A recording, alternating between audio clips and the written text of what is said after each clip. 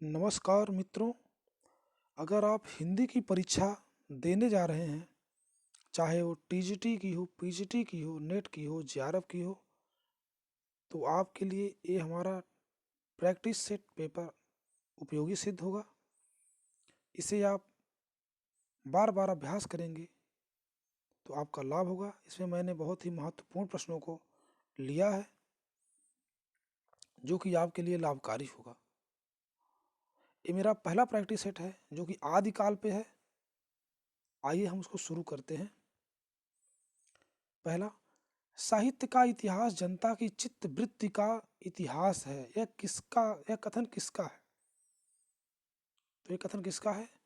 एक कथन जो है आचार्य रामचंद्र शुक्ल का है। ये कथन जो है किसका है? तो ये है आचार्य रामचंद्र शुक्ल का। इसका उत्तर हो जाएगा डी। आइए अगला देखते हैं। हिंदी के प्रति भारतीय दृष्टिकोण किस प्रकार का रहा है? तो किस प्रकार का रहा है? तो ये रहा है आदर्श मूलक एवं अध्यात्मवादी प्रकार का। ये रहा है आदर्श मूलक एवं आध्यात्मवादी प्रकार का। आइए अगला देखते हैं। हिंदी साहित्य की भूमिका के लेखक कौन है? नगेंद्र हैं कि आचार्य महावीर प्रसाद द्विवेदी हैं, राहुल शंकरत्यायन हैं या विश्वनाथ प्रसाद मिश्र हैं? आप लगा लिए होंगे आप अपने मन में। तो इसके आंसर हो जाएगा आचार्य हजारी प्रसाद द्विवेदी। आप प्रश्नों को अपने मन में लगा लिया कीजिए और कुछ समय बाद आप उत्तर को देखिए कि सही है कि गलत है। हिंदी साहित्य के इतिहास लेखन की परंपरा का सूत्रपात किसने किया? तो किसने किया? तो रामचंद्र शुक्ल ने किया। आचार्य रामचंद्र शुक्ल को इतिहास ग्रंथ का नाम बताइए। आचार्य रामचंद्र शुक्ल के इतिहास ग्रंथ का नाम बताना है। तो क्या है? हिंदी साहित्य का इतिहास है।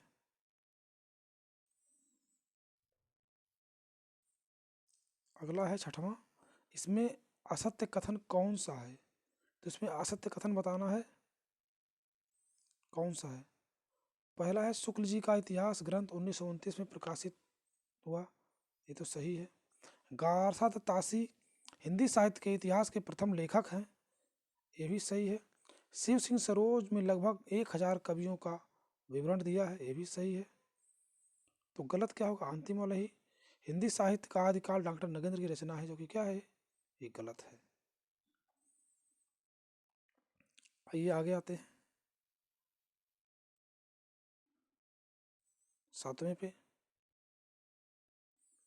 इसमें अशुद्ध जोड़ा छांटना है जो कि अशुद्ध होगा।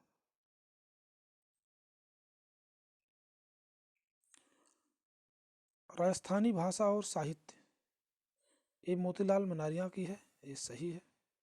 हिंदी साहित्य का वैज्ञानिक इतिहास डॉक्टर गणपत चंद्रगुप्त का है। ये सही है। और जो है हिंदी साहित्य का वैज्ञानिक इतिहास तो सही बताया गया है, सही है।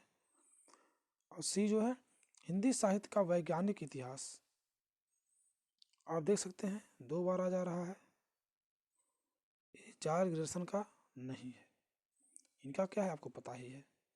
शिव सिंह सरोज है, शिव सिंह सेंगर का है। ये भी क्या है? सही है।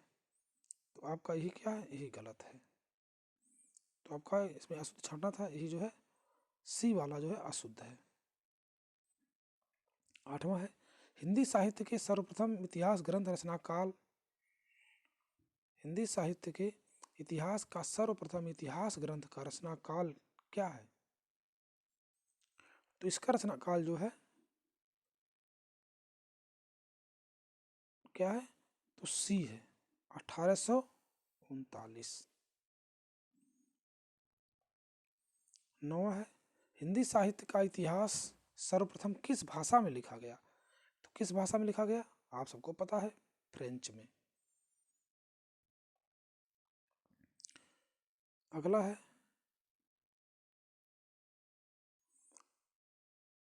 उस ग्रंथ का नाम, उस इतिहास ग्रंथ का नाम बताइए जिसमें लगभग 500 कवियों का विवरण संकलित है।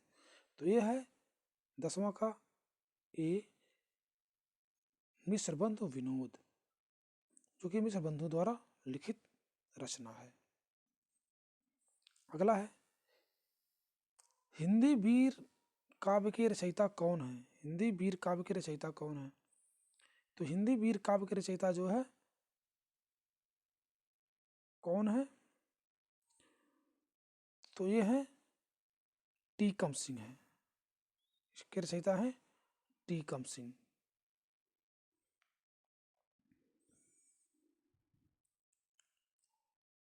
अगला है 12वां, नागरी पचाणी सभा द्वारा प्रकाशित हिंदी साहित्य के बृहत इतिहास के कुल कितने खंड हैं? तो कुल कितने खंड हैं? 12वां का क्या हो जाएगा? 18 खंड है, इसका बी हो जाएगा। नागरी प्रचारणी सभा काशी द्वारा प्रकाशित हिंदी साहित्य के बृहत इतिहास के 6वें खंड रीत काल के संपादक कौन है? 6वें खंड जो है रीत काल के संपादक कौन है? तो इसमें अब देख सकते हैं कौन है, अब सोचिए। तो ये है हजारी प्रसाद द्विवेदी। कविता कौमुदी के रचयिता कौन है? कविता कौमुदी के रचयिता कौन है? तो कविता कौमुदी के रचयिता जो है राम नरेश त्रिपाठी हैं। कौन है? राम नरेश त्रिपाठी हैं। 14 का डी हो जाएगा। अगला है हिंदी साहित्य का इतिहास दर्शन। हिंदी साहित्य का इतिहास दर्शन नामक ग्रंथ के लेखक कौन है? 15वां।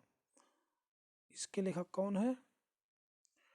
तो इसके लेखक है डॉक्टर नलिन बिलोचन शर्मा। इसके लेखक हैं डॉक्टर नलिन बिलोचन शर्मा। 16वां पे आते हैं हम लोग। इसमें कौन सी पुस्तक हजारी प्रसाद द्विवेदी की नहीं है? इसमें कौन सी पुस्तक हजारी प्रसाद द्विवेदी की नहीं है, हमको बताना है। तो हिंदी साहित्य की भूमिका ये है, हिंदी साहित्य का आदिकाल ये भी है, हिंदी साहित्य उद्भव और विकास ये है। तो रीति काव्य की भूमिका इनकी जो है रचना नहीं है। ये आपका आंसर सही हो जाएगा। अगला है रीति काल को अलंकृत काल की संज्ञा किसने दिया? रीति काल को अलंकृत काल की संज्ञा किसने दिया? डॉक्टर राम कुमार वर्मा, मिश्र बंधु, रामचंद्र शुक्ल, हजारी प्रसाद द्विवेदी। तो इसमें से किसने दिया? तो मिश्र बंधुओं ने दिया। 18वां है शुक्ल जी ने आदिकाल का क्या नामकरण किया है? शुक्ल जी ने आदिकाल का क्या नामकरण किया है? 18वां का क्या हो जाएगा? तो 18वां का हो जाएगा सी, वीर गाथा काल। 19वां देखते हैं किस इतिहास लेखक ने हिंदी साहित्य का प्रारंभ 1050 विक्रमी से स्वीकार किया है? ये सर्वविदित है कि रामचंद्र शुक्ल ने इसको स्वीकार किया है। आइए 20वां पे आते हैं शुक्ल जी ने आधुनिक काल का नाम क्या रखा है? आधुनिक काल का नाम क्या रखा है? तो शुक्ल जी ने आधुनिक काल का नाम जो है गद्य काल रखा है। क्या रखा है? गद्य काल। आइए 21वां पे आते हैं पूर्व मध्यकाल के लिए शुक्ल जी ने क्या नाम दिया? सोचिए 2 सेकंड के लिए। भक्ति काल दिया है। 21 का ये हो जाएगा भक्ति काल। 22 का शुक्ल जी ने कालों का नामकरण किस आधार पर किया है? इसका आंसर क्या हो जाएगा?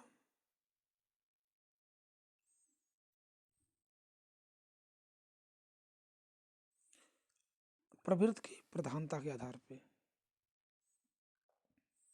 23वां आदिकाल को चारण काल किसने कहा है? आदिकाल को चारण काल किसने कहा? तो आदिकाल को चारण काल जो है राम कुमार वर्मा ने कहा है। 24वां देखते हैं, राम कुमार वर्मा की काल विभाजन में हिंदी साहित्य का प्रारंभ कब से होता है या कब से माना गया है? तो कब से माना गया है? 750 विक्रमी से माना गया है। अगला देखते हैं 25वां, डॉक्टर गणपत चंद्र गुप्त आधुनिक काल का प्रारंभ कब से मानते हैं? तो कब से मानते हैं? ये जो है ये 1857 ईस्वी से मानते हैं। यानी गणपत चंद्र गुप्त जो है आधुनिक काल का प्रारंभ 1857 ईस्वी से मानते हैं। इसमें कौन सा नाम आदिकाल के लिए नहीं दिया गया था? तो ये हो जाएगा संधि काल। संधि काल जो कब का है? ये भक्ति काल का है।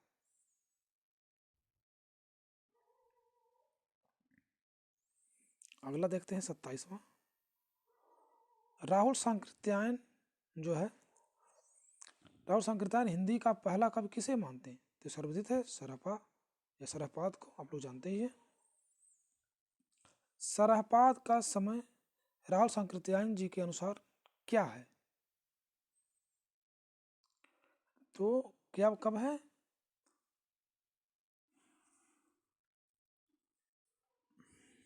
कब है बताइए? ये समय जो है 7वीं शताब्दी है।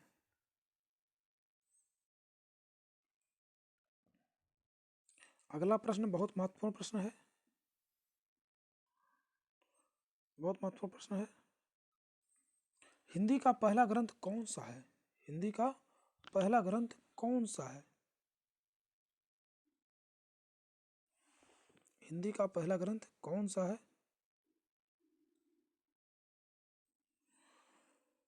तो ये है श्रावकाचार। क्या है? श्रावकाचार। देवसेन की रचना है श्रावकाचार।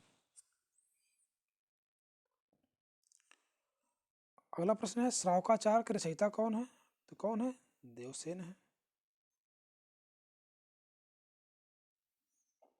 श्रावकाचार की रचना कब हुई थी? श्रावकाचार की रचना कब हुई थी? 31वां प्रश्न है। तो इसकी रचना जो है 933 ईस्वी में हुई थी। इसकी रचना जो है 933 ईस्वी में हुई थी।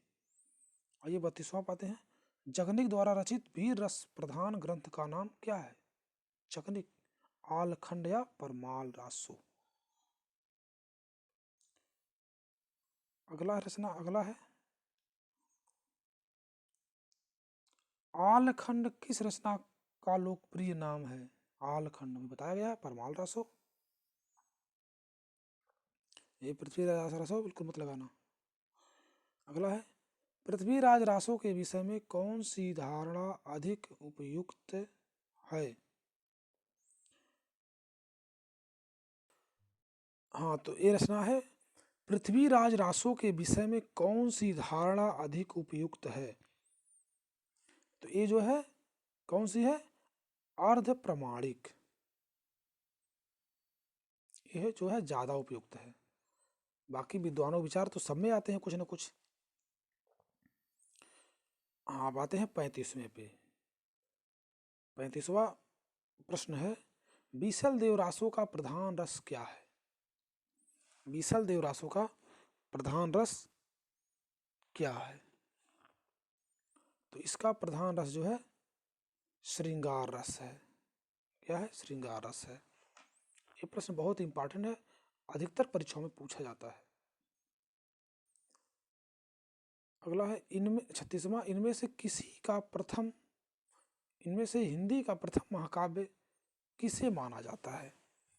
तो किसे माना जाता है? ये सर्वविदित है, ये जो है पृथ्वीराज रासो को माना जाता है। अगला है, पृथ्वीराज रासो के बृहद रूपांतर में कुल कितने सर्ग हैं? कुल कितने सर्ग हैं? ये जो थोड़ा फंसा दिया है, बृहद कर दिया, लेकिन मामला सब वही है कि 69 है, 69 सर्ग हैं। ये जो 69 सर्ग हैं। रासो शब्द की व्युत्पत्ति के संबंध में सर्वाधिक उपयुक्त मत कौन सा है? तो सर्वाधिक उपयुक्त मत कौन सा है? तो आप लोग थोड़ा सोचिए कौन सा है उपयुक्त। सबसे है रासो शब्द की जो है उत्पत्ति रासक से हुई है। 39वां है आदिकाल में मनोरंजक साहित्य की रचना किसने की है? तो किसने की है आप जान सकते हैं, अमीर खुसरो। गोरख पानी के संपादक, ये भी बहुत महत्वपूर्ण प्रश्न है, कौन है?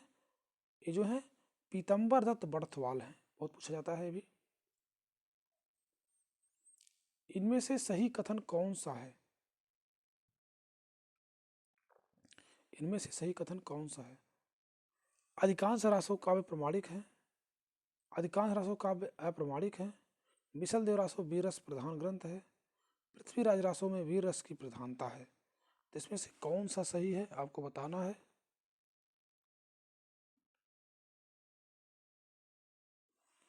इसमें से सही कथन कौन सा है?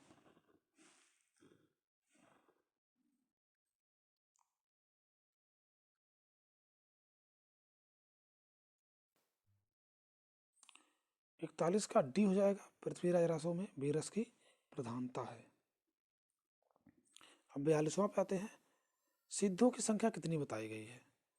तो सिद्धों की संख्या जो है 84 बताई गई है, ये भी बहुत महत्वपूर्ण है, आप लोग जानते भी होंगे इसे। अब 43 पे आते हैं हम, सिद्धों का उचित समय क्या माना गया है?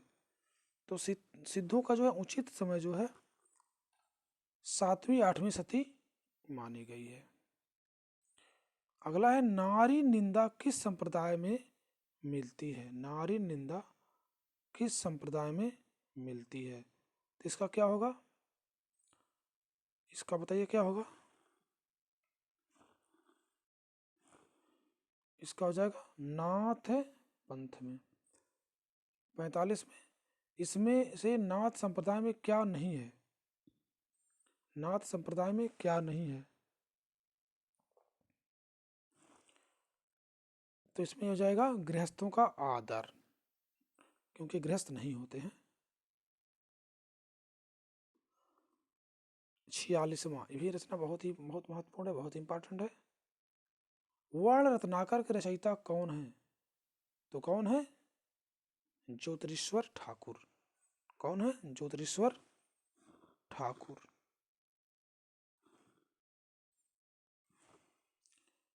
अगला है अपभ्रंश एवं राजस्थानी भाषा के योग से बनी भाषा को क्या कहते हैं? तो क्या कहते हैं इसको? डिंगल कहते हैं। क्या कहते हैं? डिंगल कहते हैं। अगला है 48, ब्रज भाषा मिश्रित अपभ्रंश का क्या नाम है? ब्रज भाषा मिश्रित अपभ्रंश का क्या नाम है? तो इसका नाम हो जाएगा, उसका डिंगल था तो इसका क्या हो जाएगा? पिंगल हो जाएगा।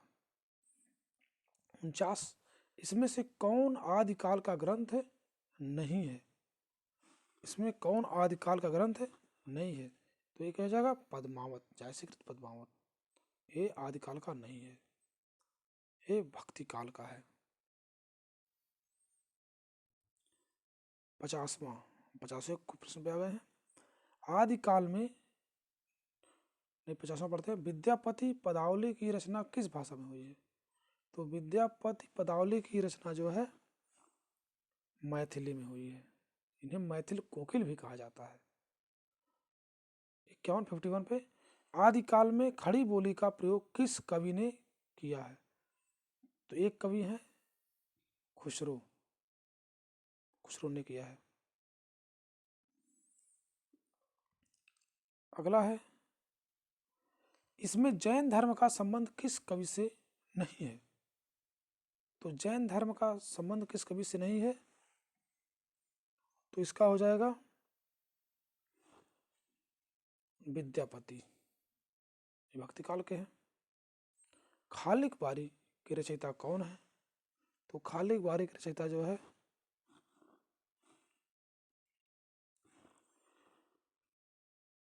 खुसरो हैं। भविष्यत कहा के रचनाकार का नाम बताना है। तो भविष्यत कहा के रचनाकार का नाम जो है कौन है? तो धनपाल है। रचनाकार जो है धनपाल है। खड़ी बोली हिंदी में रचना करने वाला पहला कवि कौन था? कौन था? तो सर्वविदित, बिल्कुल बेबाक, निर्विवाद खुसरो।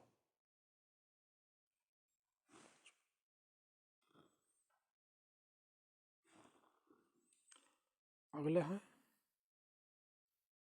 इनमें से कौन सा ग्रंथ शिलाओं पर लिखा है? कौन सा ग्रंथ शिलाओं पर लिखा है? तो यह राउल वेली जो है शिलाओं पे लिखा प्राप्त हुआ है। 57, मैथिली हिंदी में रचित गद्य रचना का नाम बताइए। मैथिली हिंदी में रचित गद्य रचना का नाम बताना है। तो यह है वर्ण रत्नाकर, ज्योतिरीश्वर ठाकुर की रचना है। हिंदी साहित्य का आलोचनात्मक इतिहास ग्रंथ के लेखक कौन है? तो कौन है आप बताइए।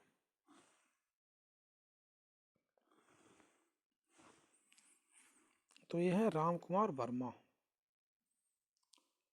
पृथ्वीराज रासो को आप किस वर्ग में रखेंगे? इसमें दिया गया है तमाम राजनीतिक महाकाव्य, सांस्कृतिक महाकाव्य, वीर गाथा, वीर श्रृंगार गाथा। तो क्या रखेंगे आप? 59, तो इसको रखा जाता है वीर गाथा में।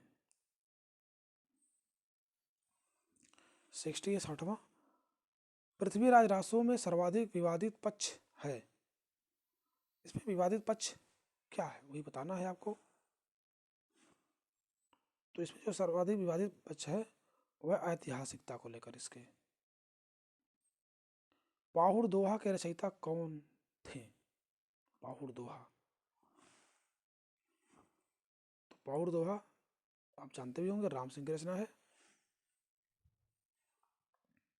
आइए अगला देखते हैं, इनमें से किस रासो काव्य में श्रृंगार रस की प्रधानता है? तो किसमें है? बीसल देव रासो में है।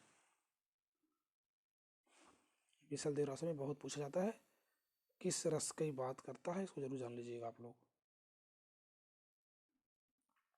आइए अगला देखते हैं, इन इतिहास लेखकों में सबसे प्राचीन कृति किसकी है?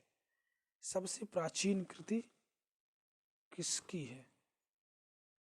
तो आप बताइए। तो है शिव सिंह सेंगर की है। रीतिकाल का दूसरा नाम क्या है? रीतिकाल का दूसरा नाम क्या है? तो दूसरा नाम क्या है इसका? श्रृंगार काल है। आगे देखते हैं, राहुल सांकृत्यायन द्वारा संपादित दोहा कोश में किस कवि की रचनाएं संपादित की गई हैं? किस कवि की रचनाएं संपादित की गई हैं? इसमें जो है सराफात की रचनाएं हैं। राहुल सांकृत्यायन इनको पहला कवि भी मानते हैं। अगला है आदिकाल में रचित काव्य सर्वाधिक किस साहित्य में रचे गए हैं? आदिकाल के जो काव्य हैं सर्वाधिक किस साहित्य में रचे गए हैं? तो किस में है? ये जो है जैन साहित्य में है। किसमें है? जैन साहित्य में है। ये पंक्ति दिया गया है और इसके जो है लेखक का नाम बताना है, किससे लिया गया है। भला हुआ जो मारिया बहिण महारा कंत, लज्जेज तू वयस अहुजे भग्गा घर इंतु। तो ये किसकी रचना है इसको बताना है। तो ये जो है हेमचंद्र की रचना है। अगली रचना है, किस चरित काव्य किस छंद में अधिक लिखे गए? चरित छंद अधिकतम किस काव्य में लिखे गए? तो इसको बताना है। 68 का जो है 68 का हो जाएगा ये दोहा चौपाई में। 69 देखते हैं। जैन साहित्य में राम कथा किस नाम से स्वयंभू द्वारा लिखी गई? तो किस नाम से लिखी गई 69 को बताना है। सी हो जाएगा पौंचर्यू। अंतिम प्रश्न हमारा है, अपभ्रंश का वाल्मीकि किस कवि को कहा जाता है? किस कवि को कहा जाता है? तो कहा जाता है स्वयंभू को। तो इस प्रकार दोस्तों, अगर वीडियो अच्छा लगा हो तो सब्सक्राइब करें, लाइक करें, शेयर करें। धन्यवाद। आपका दिन मंगलमय हो।